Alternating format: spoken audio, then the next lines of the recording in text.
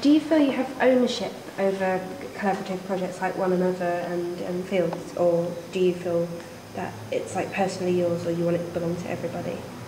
Well, I think all art ought to belong to everybody. I have a problem with this thing, I mean, of, in a sense, auteur, you know, I mean, that's another trope, isn't it, that we know very well, the death of the author.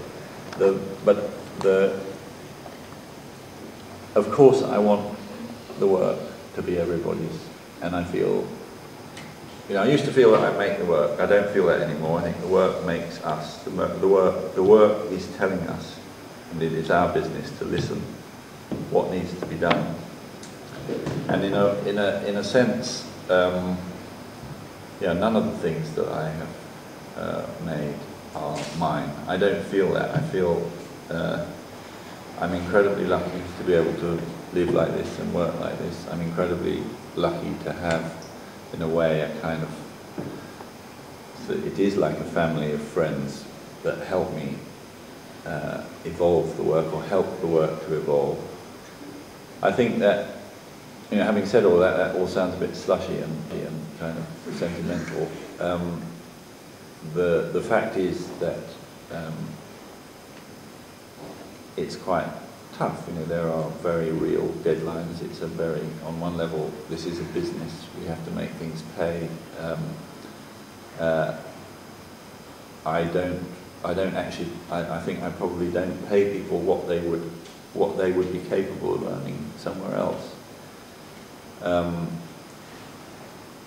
But I hope that I acknowledge their input, and even though the work goes out as Antony Gormley, in many senses, if you look in the catalogues or you look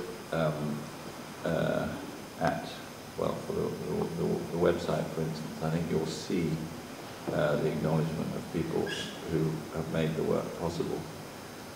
But I think that, I mean, the bigger question, I think, is, you know, how this work might differ from, say, the work of Van Gogh or Matisse or something. And I think it is very different because it is, there's hardly anything that comes out of this studio that isn't made by at least 2 people, but lots of it is made by 10 people. And to that extent, there's a sort of, there is a kind of, it's more tribal than what, I suppose that idea, that very, or rather old-fashioned modern idea of the artist as a unique individual who is able to take a piece of paper, scribble on it, and turn it into money, which is sort of an idea, isn't it, of the genius of the individual artist, that he or she can do something that nobody else can do. I'm not sure that I ascribe to that model. Another question.